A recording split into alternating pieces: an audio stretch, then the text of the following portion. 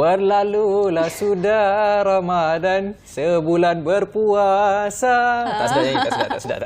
Assalamualaikum, selamat pagi. Apa khabar Malaysia? Anda bersama saya Izzy Yusof dan juga rakan tugas. Saya Cedi menemani anda di Hari Raya yang ke-6. Dah masuk 6 Syawal hari ini, 27 April 2023. Diam tak diam hampir seminggu kita meraihkan Aidilfitri. Tapi saya bagi tahu dan suka saya war-warkan kita raya, orang Melayu ni raya sebulan sebenarnya. Jadi mungkin ada di antara kita yang dah masuk 6 Syawal pun masih lagi belum berkesempatan beraya. Tak apa, jangan risau. Kita raya 1 bulan ya. Masih ada lagi ada peluang untuk anda selit 1 hari. Takkanlah 1 hari pun tak ada cuti kan. Jadi inilah masa dan peluangnya untuk anda mungkin tak berkesempatan nak jumpa mereka yang tersayang. Inilah masanya untuk kita bermaaf-maafan, kunjung-mengunjung antara satu sama lain. Duk cakap orang, cik punya cuti raya macam mana? Saya Alhamdulillah memang betul-betul beraya. Betul-betul beraya. Hari ni hari first day saya masuk bekerja kembali. Alhamdulillah. So kita tak payah fikir. Kita tak payah fikir raya lagi lah. Tapi boleh juga. Kadang-kadang Sabtu Ahad masih lagi ada peluang untuk kita kunjung-mengunjung dan berjumpa mereka yang kita dah lama tak jumpa untuk raya sama-sama. Dan situasi tu saya rasa sebab saya tak balik kampung Kedah lama, dekat 3 tahun kot sebelum PKP. Waktu bila balik dah jadi pelik. Semua jadi excited. Cik, Izzul ke ni? Betul-betul puluhan raya kali ni. Alhamdulillah. Okey, bercakap pasal raya juga sebenarnya macam-macam perkara ataupun cerita-cerita yang kita dengar sana sini, cerita yang tak best, cerita yang best, tapi tetap juga kita orang kata itu satu senario ataupun suasana untuk musim perayaan. Itu kebiasaan lazimnya kan. Okey, antara yang kami nak kongsikan bersama-sama dengan anda di portal bernama .com antaranya kita ada berkaitan dengan Jabatan Bomba dan Penyelamat Malaysia, di mana JPPM, unit udara JPPM telah melancarkan satu operasi medevac melibatkan membantu wanita orang asli untuk mendapatkan rawatan susulan keadaan wanita tersebut yang agak lemah selepas 3 hari. Dan mangsa dibawa menaiki pesawat Agusta Westland AW189 diiringi 2 pengiring dari kampung orang asli di Kampung Dakoh, Pos Bala untuk mendapatkan rawatan di Hospital Gua Musang pada semalam. Dan saya rasa ini merupakan satu aktiviti agak rutin sebenarnya sebab banyak kali kita membaca unit udara, banyak kali kita membaca berita unit udara JPPM ini menghantar bantuan ataupun unit udara ke Kampung Gua Musang untuk membantu ke kawasan pedalaman terutamanya melibatkan orang asli untuk membantu mereka mendapatkan rawatan selanjutnya. Ini satu aktiviti harian lah bagi unit udara JPPM. Jadi apa pun saya ucapkan tahniah dan cabas kepada unit udara JPPM dan semoga mangsa dan juga pesakit kekal cepat sembuh. Ya, dan kita harapkan usaha mulia ini diteruskan dan berterusan di waktu-waktu kritikal dan saat-saat yang memerlukan. Yalah, kita tahu Gua Musang nak pergi ke kawasan bandar memang agak lama, mengambil masa 3 jam saya rasa untuk sampai ke pusat bandar dan dapatkan bantuan yang sepatutnya. Tapi jika ada aktiviti ataupun perkara sebegini dilakukan, satu usaha yang mulia lah kita rasa. Baik, seterusnya Sarawak aktifkan pengkalan hadapi musim kemarau. Kita tahu negara sedang menghadapi cuaca yang tidak menentu, panas, hujan dan kemarau, dan ada juga beberapa negeri yang bakal menghadapi kemarau di mana Sarawak mengaktifkan pengkalan hadapan musim kemarau buat kali pertama sebagai persiapan menghadapi cuaca kering yang dijangka berlaku sehingga September ini. Dan pengkalan hadapan itu diwujudkan bagi memudahkan bantuan air minuman disalurkan kepada mangsa seandainya kemarau melanda, terutamanya di kawasan luar bandar yang terputus bekalan air dan bergantung kepada tadahan air hujan sebagai kegunaan harian. Dan kata Menteri Pembangunan Wanita, Kanak-kanak dan Kesejahteraan Komuniti Sarawak, Datuk Seri Fatimah Abdullah memberitahu ini kali pertama kita akan buat pengkalan hadapan melibatkan bantuan air, dan biasanya lokasi pengkalan hadapan itu ditentukan berhampiran rumah panjang serta mempunyai sejarah kemarau, dan bantuan ini untuk kegunaan harian sebagai minuman dan juga masakan. Sebelum ini pengkalan hadapan di Sarawak hanya melibatkan bantuan bekalan makanan kering sewaktu musim banjir sahaja. Jadi kalau kita melihat sekarang ini merupakan satu fenomena cuaca bahang sebenarnya, dengan suhu meningkat agak mendadak sebenarnya daripada berapa saya tak pasti, tapi sekarang ni yang saya dapat lebih kurang dalam 38 hingga ke 39 darjah Celsius. Walaupun saya bercuti di kawasan tinggi, sejuk, masih terasa panas dia. Betul. So bahang itu terasa. Ini kan pula saya bercuti balik kampung di Melaka, duduk pula belakang pantai. Alamak, Bahang angin dia. pantai tu lagilah sebenarnya teramatlah panas. Hampir mencecah saya kira 40 darjah Celsius sebenarnya. Okey, apapun yang kita harapkan perancangan ialah apapun perancangan semoga dipermudahkan dan di Sarawak ini moga bekalan yang disalurkan sampai kepada pihak yang betul-betul memerlukan. Baiklah, seterusnya Twitter terima 16,000 permohonan maklumat daripada lebih 85 kerajaan pada separuh pertama 2022. Ini laporan daripada Twitter yang dikeluarkan, di mana Twitter pada Selasa lepas berkata menerima lebih 16,000 permintaan maklumat data pengguna daripada kerajaan di lebih 85 negara pada separuh pertama 2022 sahaja. Banyak mana maklumat yang diminta itu diberikan berbeza mengikut negara peminta. Menerusi rangkaian sosial itu dalam kenyataan akhbar di Sputnik, dan di Amerika Syarikat, Perancis, Jepun, Jerman dan India adalah 5 negara teratas yang meminta data berkenaan sepanjang tempoh itu menurut kenyataan. Kalau kita melihat dari sudut yang lain pula, Twitter juga menerima lebih kurang 53,000 permintaan undang-undang daripada kerajaan di seluruh dunia supaya mengeluarkan kandungan yang berada di Twitter di negara tersebut, seperti di Jepun, Korea Selatan, Turki dan juga India, untuk mengeluarkan kandungan yang berbau tidak menepati syarat-syarat undang-undang seperti konten-konten yang tidak mematuhi. Orang kata macam mana? Konten-konten yang bukanlah kata algoritma, tapi kandungan yang tidak bermunasabah. Agak sensitif sikit, yang tak patut dikeluarkan diminta. Betul. Tak ikut guideline jugalah sebenarnya kan. Itu ayat dia sebenarnya. Okay. Sesuatu yang agak membimbangkan, tapi apa yang mampu kita buat, tepuk dada tanya selera. nak mampu bagi nasihat je lah. Okey. Selepas ni kita nak beralih ke laporan cuaca sebelum kita ke rakan tugas kita dari bilik berita. Saksikan dulu laporan cuaca. Ya, jom.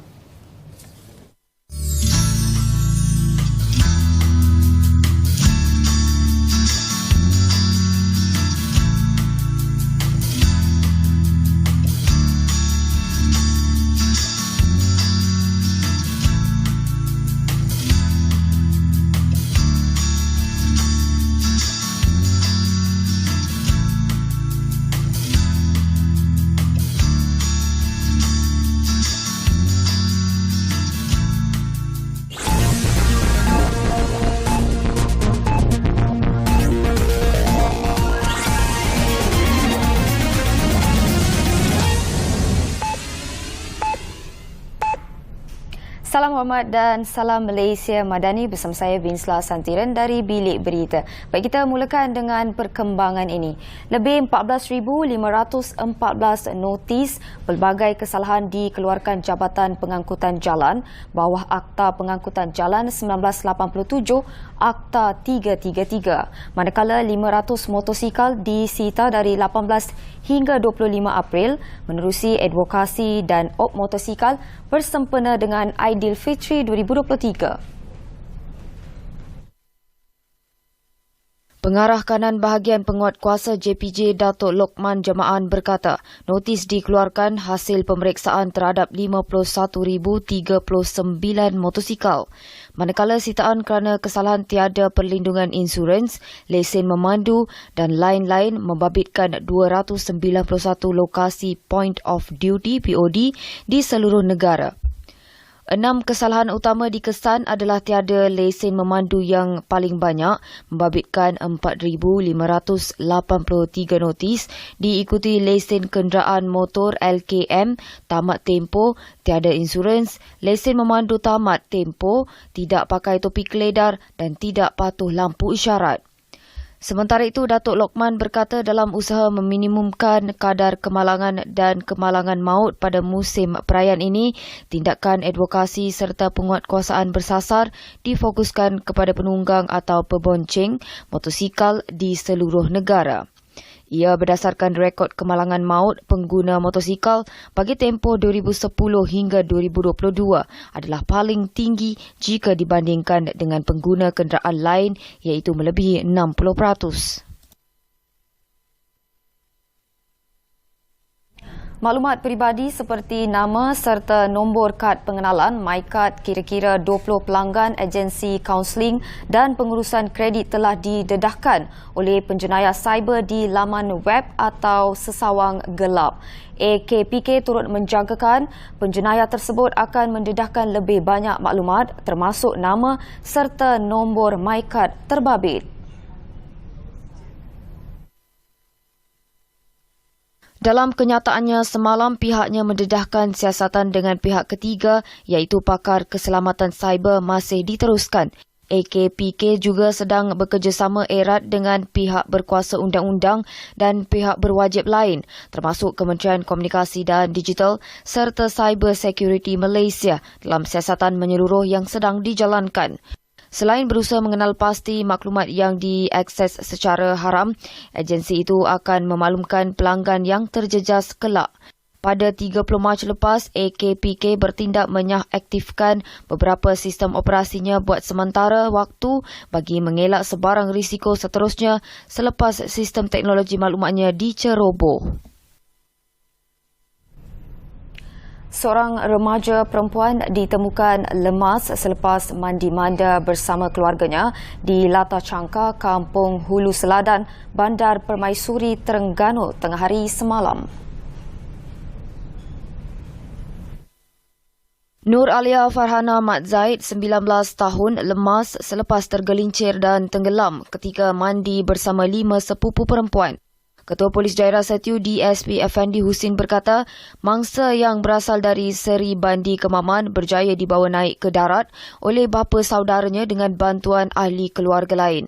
Namun Nur Alia Farhana disahkan meninggal dunia oleh penolong pegawai perubatan yang tiba pada 1.55 tengah hari.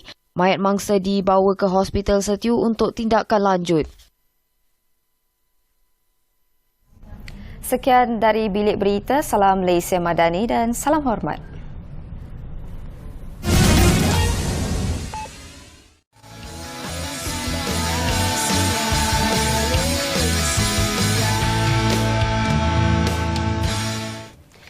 Ya, bersua kembali di Apa Khabar Malaysia. Mungkin ada yang baru saja on TV. Saksikan kami hari ini dah masuk 6 Syawal sama Hari Raya Aidilfitri, maaf zahir dan batin. Masih lagi ada kesempatan untuk kita ucapkan kepada seluruh rakyat Malaysia yang menonton kami pagi ini. Baik, kita nak bercakap dan menyentuh tentang orkestra. Layan tak orkestra? Kurang. Saya selalu lain teater. Lain teater. Wah, tapi orkestra ni kalau kata sekali dua lah dalam seumur hidup. Tapi saya suka layan orkestra sebab instrumen ataupun muzik dia besar. Jadi lebih dekat dengan kita lah orang kata. Macam orang tu tembak saya memang dekat lah. Tapi tak apa, biasanya kalau orang yang tak berapa layan orkestra ni, layan teater, saya akan lebihkan kepada orang. Oh, dia peli lah ni. Peli depan TV ya. Lebih soalan dia bertanya. Mungkin banyak benda nak tahu kan. Saya dah terlebih tahu. Jadi kita bagi pada yang tak berapa nak tahu. Okey, siapa kita ada hari ni? Kita nak bercerita tentang satu persembahan orkestra yang akan berlangsung di mana, bila, tapi yang pastinya dalam tempoh hari raya ni. Okey, tentunya kita menjemput tetamu yang cukup istimewa pagi ini bersama kita di Apa Khabar Malaysia tentang showcase sumbangsih Orkestra Setiawangsa bersama dengan Guru Besar Sekolah Kebangsaan Setiawangsa iaitu Puan Nurhayati Harun. Assalamualaikum. Waalaikumsalam. Selamat pagi. Selamat Hari Raya, Cikgu. Selamat Hari Raya Aidilfitri, Mak Zahir Batin. Terima kasih kerana mengundang kami. Cantik hari ni kan? Secantik chat lah. Ini baju raya ke macam mana, Cikgu? Tak, ini baju kerja je. Okey, cantik juga Saya pun plan sebenarnya. Boleh bling-bling, nanti overshare host. Okey. Okey, bercerita tentang kita teruslah kepada orkestra yang bakal berlangsung tidak lama lagi ni. Mungkin sebagai permulaan, Cikgu boleh ceritakan sikit tentang latar belakang Orkestra Setiawangsa ni. Mungkin ialah dari segi sejarah penubuhan, berapa ramai mereka yang terlibat dalam orkestra ini. Silakan, Cikgu. Okey, terima kasih. Orkestra Setiawangsa ini ditubuhkan pada tahun 2009. Diinspirasikan daripada program sekolah kluster kecemerlangan. Dan pada ketika itu guru besarnya ialah Datuk Roslan bin Madun. Beliaulah yang menginspirasikan penubuhan kumpulan orkestra ini. Dan pada ketika itu, ya pada tahun itu penubuhannya terdiri daripada murid-murid sekolah rendah, Sekolah Kebangsaan Setiawangsa. Sebab itulah nama orkestra ini Orkestra Sekolah Kebangsaan Setiawangsa. Okey. Tapi apabila mereka keluar sekolah, pergi menyambung pelajaran di peringkat menengah dan seterusnya ke institusi pengajian tinggi, mereka kembali sebagai alumni. Dan setelah mereka kembali sebagai alumni, kita tukarlah. Kami tukar nama orkestra ini bukan lagi orkestra SK Setiawangsa, tetapi orkestra Setiawangsa saja. Tapi semuanya melibatkan ahli ataupun murid-murid sekolah kebangsaan Setiawangsa. Ya. Okey, cikgu, yang video kita tengah tengok dekat kaca layar TV ni, video berkaitan apa ni?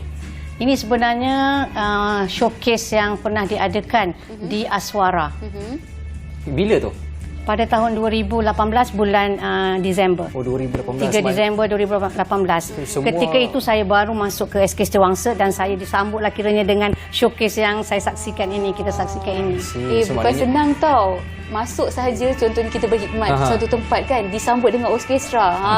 Meriah gitu. Maksudnya semua peserta-peserta yang terlibat dengan orkestra tu adalah pelajar sekolah sendiri. Ya, pelajar sekolah sendiri dan bekas pelajar, maksudnya dia join semula sebagai alumni. Mungkin cikgu boleh ceritakan sikit berapa ramai ahli-ahli orkestra ini dan siapa tenaga pengajarnya yang membimbing orkestra ni? Setakat ini, bilangan ahli orkestra Setiawangsa ini mencecah 200 orang murid. Dan tenaga pengajarnya terdiri daripada guru-guru yang kita panggil dari luar pun ada, dari Aswara, dari DBKL, dari UM dan juga guru daripada Sekolah Kebangsaan Setiawangsa sendiri. Saya tertanya-tanya, 200 ahli tu adakah mereka yang daripada dulu ataupun dia start capture balik berapa ramai ahli-ahli yang dah jadi alumni SK Setiawangsa, lepas tu datang balik, ataupun 200 tu adalah ahli yang aktif termasuk alumni dan juga pelajar? Ya, 200 itu ahli yang aktif termasuk pelajar dan alumni. Dan mereka berlatih mengikut instrumen-instrumen tertentulah pada hari-hari tertentu, mengikut jadual yang telah ditentukan oleh guru. Umur yang paling muda berapa yang masuk orkestra? Darjah 1 pun ada. Darjah 1? Ya. So, maknanya dia main violin. Okey. Main violin. Maknanya masih lagi sekarang menyertai ada. orkestra Setiawangsa. Okey, nak tahu juga macam mana dari bila bakat-bakat anak-anak ini dicungkil? Okey, setiap tahun sekolah kami mengadakan hari terbuka di mana kami menjemput ibu bapa dan murid-murid untuk hadir dan kita adakan demo instrumen orkestra ini satu demi satu. Jadi daripada hari terbuka tersebut, ramai ibu bapa yang berminat dan anak-anak yang berminat mendaftarkan nama dan seterusnya mereka mengikuti kelas-kelas yang kami adakan. Kalau mereka yang join, especially tak ada basic, tak ada asas berkaitan dengan alatan muzik yang mereka nak main tu, so adakah mereka juga boleh masuk belajar? Boleh. Sebenarnya anak-anak ni minat itu yang pertama. Bila dia minat, dia akan berusaha untuk mencapai target dia.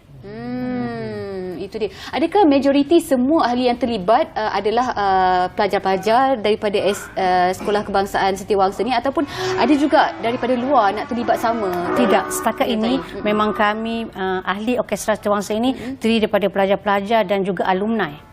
Maknanya tak ada peluang lah saya boleh main ni gitar. Cikgu. Mungkin boleh jadi tenaga pengajar kami. Okey, jadi tenaga pengajar lah. Saya ambil bini mesyuarat pun okey je. Kita share ilmu lah, Yang penting ada sumbangan. Ada sumbangan, contribution tu ada.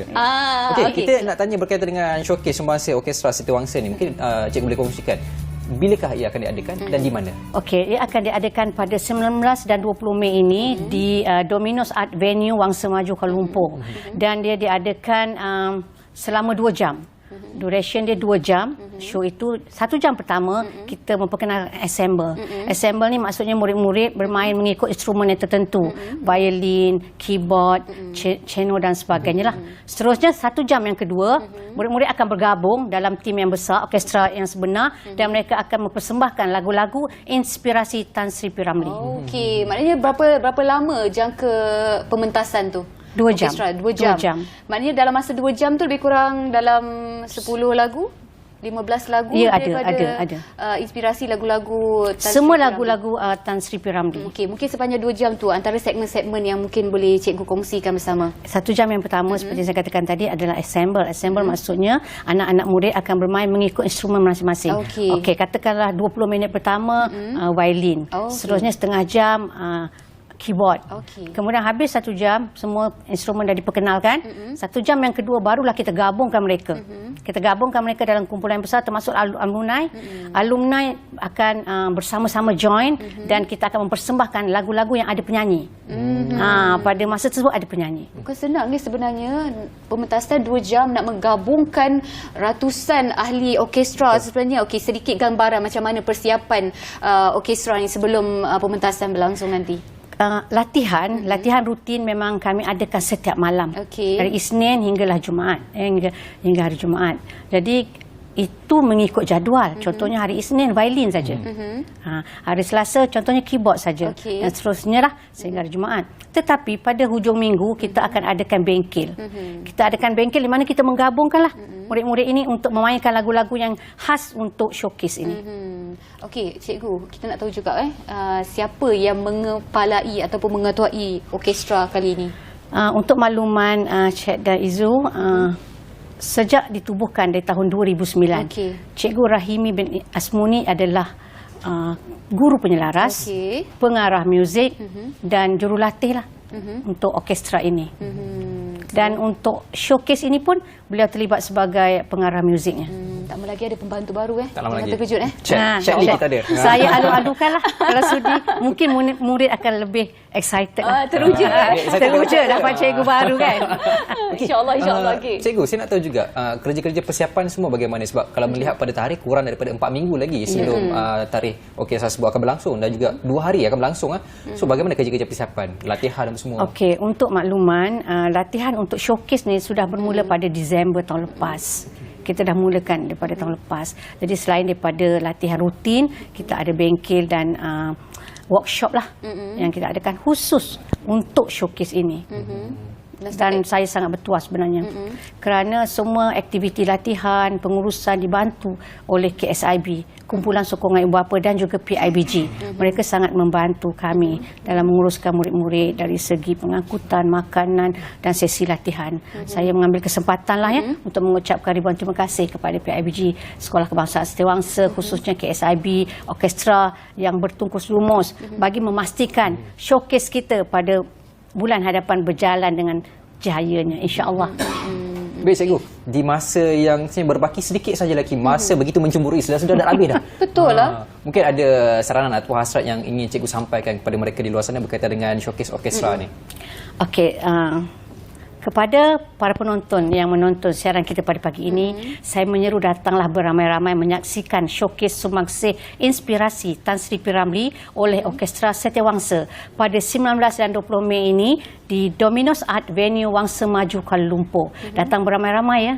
Itu dia dah dengar iklan, datang beramai-ramai ya. Ramai-ramai. Ikhlas sikitlah. Kita dapat menikmati gabungan lagu-lagu dalam 10 ke 15 lagu daripada inspirasi lagu-lagu Tan Sri Allahyarham Tan Sri P. Ramlee itu sendiri. Bukan senang tau. Saya tengok kat TV je. Tapi kalau nak rasai secara langsung, kena datang ramai-ramai di lokasi yang seperti cikgu war-warkan tadi. Baiklah, terima kasih banyak-banyak atas kesempatan yang diberikan cikgu ya. Guru Besar Sekolah Kebangsaan Setiawangsa Puan Nurhayati Harun untuk showcase sumbangsih Orkestra Setiawangsa. Dan selepas ini kita akan berehat seketika, kembali selepas ini.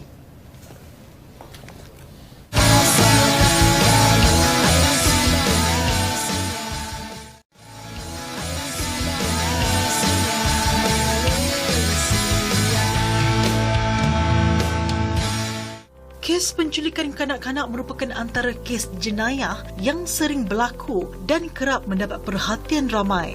Oleh itu, ia telah menjadi inspirasi kepada syarikat produksi Osmosis Production Sdn Bhd untuk menghasilkan sebuah filem aksi berjudul 7.12. 7.12 bermaksud diculik pukul 7 dan diketemui pukul 12. Itulah sebenarnya tajuk dia berkisah pada cerita itu. Kos keseluruhan filem ni lebih kurang dalam 1 juta lah, 1.1 lah, lebih gitulah. Untuk Osmosis dia ada filem pertama dan saya ada banyak juga terlibat dalam filem tapi bukan sebagai pengarah. Dan tapi kali ini saya mengarah filem ni kerana pengalaman dulu yang saya dapat banyak saya serapkan dalam filem ni lah untuk nambah baik filem. Dan baru-baru ini kru Apa Khabar Malaysia telah dijemput bagi menghadiri majlis pelancaran filem 7/12. Filem ini menampilkan barisan pelakon-pelakon hebat seperti Farah Lihan yang menjadi teraju utama selain Johan Asari dan Adam Darwish. Saya berkenan kepada seorang pelakon ni. Dia sebenarnya banyak berlakon di Indonesia dan dia seorang pengamal seni MMA. Dari situlah membuat saya tertarik untuk mengambil dia. Nama dia Farah Lihan. Saya temui dia pun melalui IG. Saya search siapa pelakon ni. Dan saya cuba hantar mesej pada Farah Ali. Saya harap dia jawablah. Akhirnya dia jawab dan dia berminat untuk watak ni. Saya terus mengambil dia untuk menjadi watak utama dalam filem ni lah. Pemilihan Johan Asari ni adalah kerana sebelum ini dia pernah memegang watak sebagai botak dalam filem Juana. Jejak belakangan ni banyakkan watak-watak dia pegang adalah watak-watak hero. Jadi saya lihat dia begitu satu ketika sangat digemari dengan karakter botak dia tu. Saya buat comeback untuk dia memegang watak dalam filem ini sebagai orang jahat.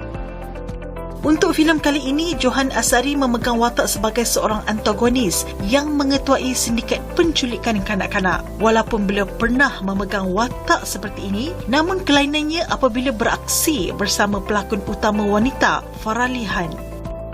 Okey, watak saya dalam filem ni merupakan seorang antagonis, akan bergandingan. Bukan akan, sebenarnya sudah pun dipilih bergandingan bersama Farah Lihan yang merupakan watak utama untuk filem 7/12. Filem-filem lain saya tak pernah menonjolkan diri saya yang lebih ekstrim. Untuk filem ini saya penampilan yang sangat lain daripada filem-filem antagonis yang pernah saya lakonkan sebelum ini, seperti Rantai di Leher dan sebagainya. Itu salah satulah, dan yang lainnya saya berlakon bersama satu kelompok kumpulan yang besar, insya-Allah. Selain itu, filem ini juga turut menampilkan pesilat kelahiran Indonesia yang popular di media sosial iaitu Cynthia Chandranaya. Pengarahnya, Top Ali, berkata penggambaran filem ini dilakukan di beberapa lokasi seperti Kuala Lumpur, Gopeng, Lenggong dan Pengkalan Hulu, Perak. Semoga para peminat, para penggemar seni, bela diri, orang-orang remaja, budak-budak remaja dapat melihat satu kelainan dalam filem ni lah. Harap-harap saya, sekiranya filem ini sukses, ada sequelnya yang dalam rancangan saya selepas pada filem ni lah. Tunggu sequelnya nanti. Saya berdoa, harap-harap semua menyokong filem ini dan insya-Allah sequelnya akan datang.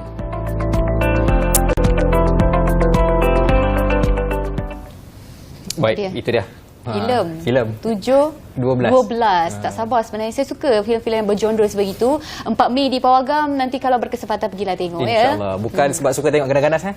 Bukan. Sebab mesej yang cuba disampaikan tu kita nak tahu. Betul. Dan hari ni macam Cik kata, kita beraya sebulan. Kita ada lagi 24 hari untuk kita menyambut Syawal. Dan apabila kita menyambut berkaitan dengan Hari Raya Aidilfitri ataupun mana-mana cuti musim perayaan, tak boleh lari daripada trafik, bencana dan sebagainya. Dan hari ni kita nak bercakap soal Ops Prihatin bersama dengan Angkatan Pertahanan Malaysia. Dan bersama-sama dengan kita hari ini iaitu Kapten Pertahanan Awam Abdul Baiz Abdul Rahim selaku berkhidmat di Cawangan Khidmat Kecemasan dan Kemanusiaan bahagian pengurusan bencana operasi Ibu Pejabat Pertahanan Awam. Apa khabar, Kapten? Apa khabar, Kapten? Selamat Hari Raya. Selamat Hari Raya. Betul lah, bila tiba musim perayaan, macam-macam operasi ataupun pelbagai ataupun banyak operasi digerakkan oleh pihak berwajib. Macam melakukan operasi untuk kelancaran trafik dan juga menjaga keselamatan orang awam, orang ramai, dan tak terkecuali juga Angkatan Pertahanan Awam juga turut beraya di musim ataupun hari raya itu sendiri, tak terkecuali daripada bertugas ataupun melaksanakan operasi-operasi tertentu. Jadi nak tanya, sebelum kita menyentuh tentang operasi prihatin ni, macam mana dengan sambutan hari raya kali ini? Dapat beraya bersama keluarga ataupun kena bekerja, Kapten? Alhamdulillah, untuk saya sendirilah pada tahun ni dapat berayalah cuti pada raya pertama, raya kedua. Kemarin baru lapor diri balik ke ofis untuk sambung tugas. Balik mana, Kapten? Saya kampung dekat je, di Rawang, Selangor. Rawang dekat ujung Selangor kat tu. Macam mana kemeriahan sambutan bersama keluarga? Macam tahun-tahun yang sudahlah, kita kumpul ramai-ramai, bermaaf-maafan. Macam keluarga lain lah, meriah lah juga. Okey, Kapten. Sebelum kita menyentuh berkaitan dengan topik kita, iaitu Ops Perhatian APM, mungkin kita nak tahu secara asasnya, sebab kita tahu ada banyak agensi keselamatan yang lain. Kita ada bomber, kita ada macam-macam lah. Betul. Tapi tugas APM sendiri, selain daripada berkhidmat ataupun mengawal selia bencana, apa lagi tugas-tugas yang dilakukan oleh APM? Okey, Angkatan Pertahanan Awam ni sebenarnya dah berada di Malaysia sebelum daripada merdeka lagi. Jadi akta kami itu tahun 1951. Jadi tugas APM pada hari ini selain daripada pengurusan bencana lah, kalau ikut dalam akta tu dia menyatakan pengurusan bencana. Jadi kami melaksanakan pengurusan sebelum, semasa dan juga selepas. Jadi sebelum bencana, kebanyakan tugas-tugas kami adalah dari segi pentadbiran dan juga latihan. Latihan yang pertama kepada pasukan, sama ada di peringkat sekolah, IPT ataupun pasukan yang berkhidmat 24 jam ni. Kemudian ada juga latihan kepada orang awam yang kami tawarkan. Jadi itu sebelum, dan semasa bencana kita turun ke lapangan lah untuk menguruskan menyelamat mangsa-mangsa yang sedang dilanda bencana, menguruskan pusat pemindahan. Contoh macam bencana COVID yang lepas, soalan dia dekat mana APM tak ada. Semua ada. Sehingga daripada pintu masuk antarabangsa, orang nak masuk ke dalam Malaysia, di hospital, di quarantine station, sehinggalah menguruskan mass casualty, iaitu yang mana mangsa-mangsa yang meninggal akibat COVID itu kami bantu uruskan di tapak kuburan. So menyeluruhlah tugas APM. Kapten sendiri terlibat untuk pengurusan bencana, pengurusan mayat masa COVID hari itu? Ya, saya pada asalnya terlibat dengan quarantine station pertama terbuka di Malaysia, iaitu di AKAP. Kemudian sehingga ke hujung tu terlibat dengan pengurusan mayat di Hospital Kelang. Hands on lah, memang duduk di rumah mayat tu untuk menguruskan mangsa-mangsa COVID. Saya rasa mungkin agak macam orang kata dah klise lah kalau kita nak mendengar pengalaman semua, tapi mungkin dari sudut Kapten sendiri, yang orang yang menguruskan jenazah secara berdepan, secara langsung, macam mana pengalaman masa tu? Sebab dia lain daripada lain, tiba-tiba terjadi. Kalau ikutkan kami ni sebelum turun ke lapangan memang ada training dari segi pengurusan mayat, dan ada ramai daripada anggota pasukan kami kita hantar ke Hospital Kuala Lumpur sendirilah untuk ujian fobia mayat dan juga darah. So itu satu pengalaman sebelum kita betul-betul turun ke lapangan untuk beroperasi mengendalikan sendiri secara langsung lah. Jadi pada masa tersebut kita fahamlah bahawa COVID tu mudah berjangkit dan ancaman, tapi sebab kita dah diberi latihan dan kita mengamalkan SOP yang ketat, jadi tak adalah rasa takut pun. Jadi kita dah pakai PPE itu lengkap, so just buat kerja je lah. Okey, soalnya di mana tak ada APM itu, maknanya kerjanya menyeluruh lah dalam memberi bantuan ataupun kerja-kerja menyelamat dan juga kelancaran trafik itu sendiri. Baik, kita nak sentuh tentang Ops Prihatin ini. Mungkin kita recap baliklah objektif asal pelancaran ataupun tujuannya Ops Prihatin ini sendiri. Okey, Ops Prihatin ni pada asalnya bermula pada tahun 2010. Pada masa tersebut dia dikenali sebagai Ops Bantu. Kita rebranding bermula pada tahun 2022 kepada Ops Prihatin. Jadi Ops Prihatin ni idea asalnya ialah apabila kami bermesyuarat dan berfikir di highway kita dah ada Ops Selamat. Jadi memang dah ada pihak berwajib yang memantau di highway. So persoalannya di jalan raya negeri dan jalan persekutuan. So kat sini tidak ada agensi yang meronda atau melihat dari segi trafik, kelancaran trafik. Jadi APM mengambil inisiatif untuk fokuskan Ops Bantu pada masa tersebut, dan sekarang ni Ops Prihatin di jalan raya negeri dan juga persekutuan. Jadi kita membantu orang awam, contohnya yang menghadapi kemalangan jalan raya, ada kerosakan kecil dari segi kenderaan, kita bantu untuk selesaikan. Contohnya tayar pancit, kita tukar minyak habis, kita bantu belikan. Di mana-mana kerosakan yang besar, kita akan bantu panggil mekanik untuk datang. Kemudian kebetulan pada tahun ini, Ops Prihatin ni dia waktu dia berlangsung ni semasa peralihan monsun. So sekarang ni kita berada di peralihan monsun, menandakan pengakhiran monsun Timur Laut, dari pertengahan Mac dan dijangka hingga pertengahan Mei. Jadi cuacanya siang memang panas dan lewat petang akan berlaku hujan. Dan sekarang hujan dia lebat berserta angin kencang. Jadi akan banyak berlaku contohnya pokok tumbang. Jadi anggota dan pegawai kami yang meronda ni daripada dalam lingkungan 5 km lah daripada pejabat masing-masing. So mana-mana yang dia jumpa, dia terus boleh ambil tindakan segera. Jadi tak perlu ada pihak nak dial 999 kan, tunggu bantuan lagi. Jadi itu kita punya objektif, nak memberikan servis tu seberapa cepat yang boleh kepada mangsa yang memerlukan. Ada tak lebih inisiatif? ramailah Betul-betul. Ada tak APM digerakkan? Okey, ada tak inisiatif sebab macam kita kata tadi dalam lingkungan 5 km daripada ibu pejabat masing-masing. Ada tak inisiatif untuk jauhkan sikit jarak tu? Mungkin 6, 7 km hingga 10 km. Asalnya masa awak bantu memang kita pergi lebih jauh. Tapi antara dari segi sudut yang tidak berapa positif untuk APM ialah apabila kenderaan telah bergerak jauh, tiba-tiba dapat panggilan kecemasan. Jadi dia nak patah balik tu, dia akan makan masa. Sedangkan kita contoh yang lagi jauh tu kita pergi sekiranya mendapat panggilan. Kalau tak ada dapat panggilan kecemasan, memang objektif dia 5 km. Jadi kenderaan yang keluar tadi dan anggota yang keluar tu sekiranya ada keperluan, dia dapat balik dengan segera. Jadi memandangkan seperti yang Kapten katakan tadi, peralihan monsun akan berlaku, di samping ialah kerja-kerja operasi sedang dijalankan, ada tak pasukan khas lain yang ditubuhkan ataupun digerakkan untuk standby untuk operasi sebegini?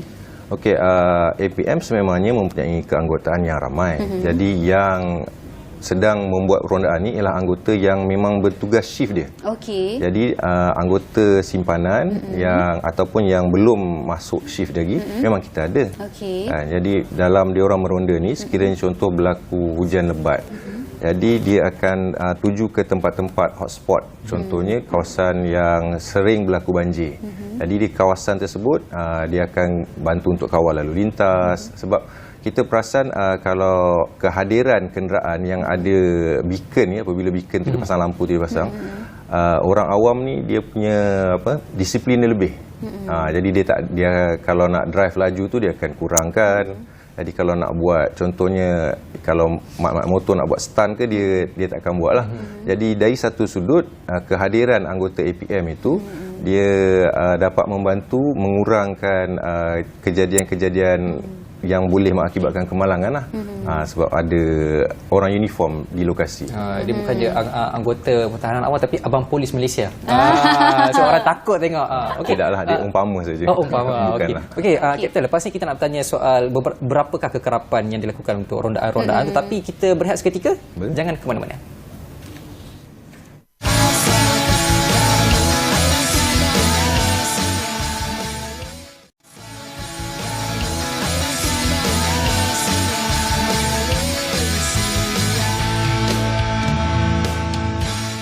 Baik, bertemu kembali, masih lagi bercakap soal Ops Prihatin APM. Baik Kapten, macam yang saya katakan tadi, kita nak tahu juga berapakah kekerapan rondaan dilakukan oleh pihak APM sepanjang Ops ini berlangsung. Okey, dalam 24 jam, Pusat Kawalan Operasi Daerah APM ni dia ada 3 shift. Jadi setiap shift tu 8 jam. Jadi anggota yang bertugas dalam tempoh 8 jam tersebut, sekiranya tak ada panggilan kecemasan yang diterima daripada MERS 999, kita keluarkan arahan agar untuk meronda satu kali setiap 2 jam. So dalam tempoh 2 jam tu sekali dia akan ronda lah. And then kembali buat satu pusingan, kembali ke Pusat Kawalan Operasi Daerah. Sekiranya tak ada lagi panggilan kecemasan, dia akan keluarlah every 2 hours. Okey, nak tahu juga untuk Ops Prihatin ni kawasan-kawasan ataupun kat mana tempat kawasan operasi dijalankan? Actually yang terlibat dengan operasi prihatin ni ada 118 pusat kawalan operasi daerah seluruh negara APM ni. Jadi memang setiap negeri ada. Jadi bandar-bandar utama memang ada yang sampai kita ikut kategori, ada kategori A, B, C dan D lah kami punya pusat kawalan operasi. Yang terlibat ni kategori A, B dan C. So yang kategori D saja yang tidak terlibat. Apa tu kategori A, B, C, apa masuk kategori tu? Kategori kami ni A, B, C, D ni dia bergantung kepada satu saiz bandar-bandar utama lah. Contohnya maksudnya kepadatan penduduk di kawasan tersebut. Yang kedua dia melibatkan bilangan kes yang mana diorang tangani setiap tahun. So kita ada statistik. Jadi mana kes mana daerah yang dia punya mencatatkan kes yang tinggi. Jadi yang itu kita akan kategorikan sebagai sama ada A, B atau C lah. Kemudian yang kurang tu baru dia kategori D ataupun dia jauh daripada ramai orang. Maknanya kawasan pedalaman pun diberi perhatian jugalah. Ada. Sebab kita tahu kawasan pedalaman pun kadang-kadang banyak kes juga kan dan memerlukan bantuan. Okey, mungkin nak tahu juga di musim perayaan sebegini tambah pula peralihan monsun, cabaran dan juga kekangan bagi anggota APM sendiri dalam menjalankan tugas. Dalam masa aman ni dia biasa sajalah. Cumanya kita musim raya, jadi kat situ sebelum raya lah dia akan jadi cabaran kepada pegawai yang nak menyusun jadual anggota yang berebut nak bercuti. Tapi lumrah lah, so tiap-tiap tahun akan ada yang giliran lah yang dapat bercuti dan tidak. Yang biasa menjadi cabaran besar sekiranya berlaku bencana, yang mana cabaran kepada pegawai maupun anggota ialah untuk turun menguruskan bencana, sedangkan contoh kediaman sendiri sedang dilanda oleh bencana. Tapi apabila dah berkhidmat lama 5-6 tahun dengan APM dan seterusnya, benda tu dah jadi satu lumrah, dah biasa dah. Dan keluarga sendiri pun kebiasaan dah dilatih untuk menguruskan, dah memahami dan dilatih untuk menguruskan sendiri bencana semasa ketiadaan pegawai dan anggota tersebut di rumah.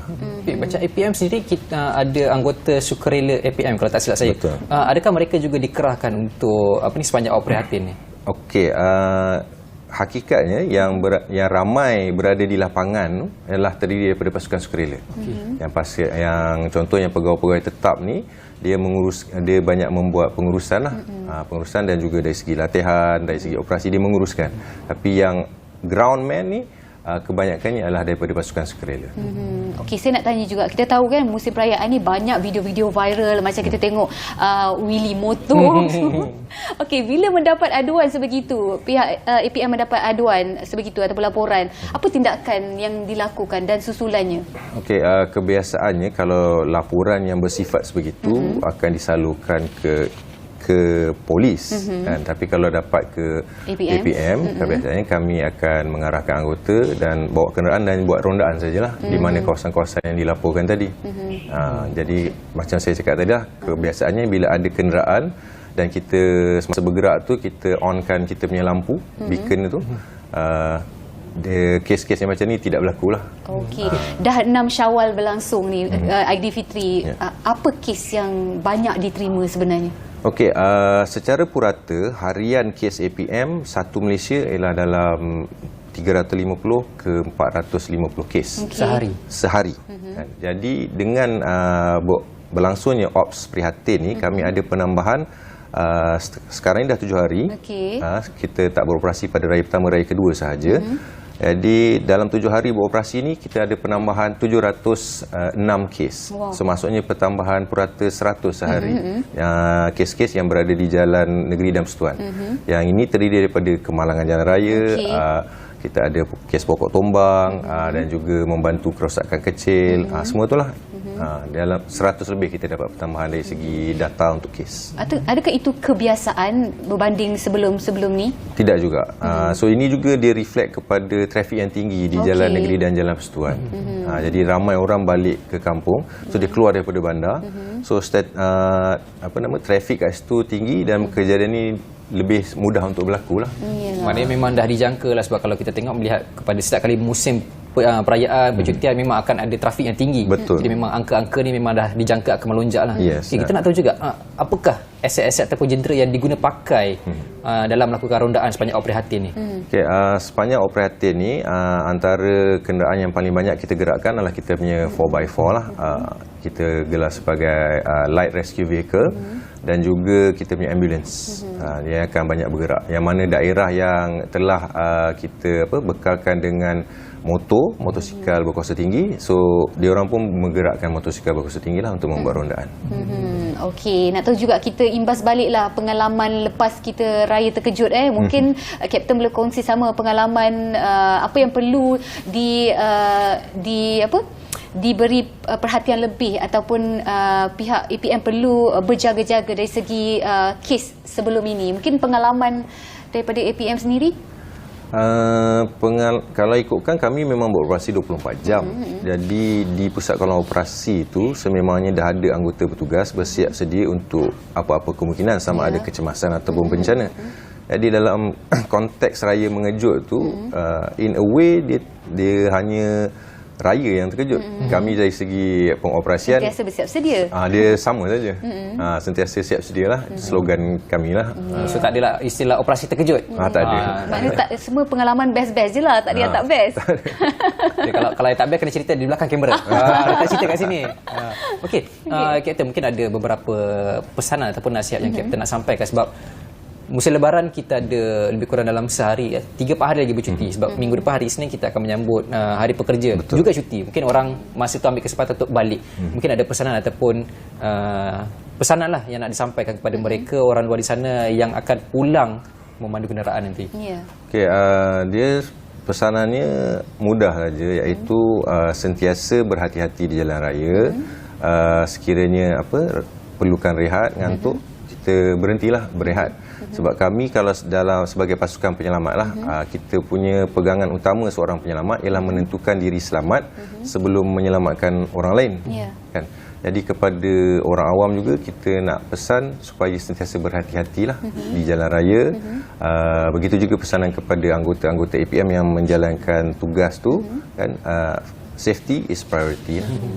Okey, kalau ada sebarang aduan bagaimana untuk kita capai ataupun dapatkan okey, bantuan daripada APM sendiri? Sekiranya berlaku kecemasan, nombor satu Malaysia lah. Okey. Dan 999. Alright. Dan operator tu dia akan menyambut dan dia akan salurkan kepada agensi yang berkaitan.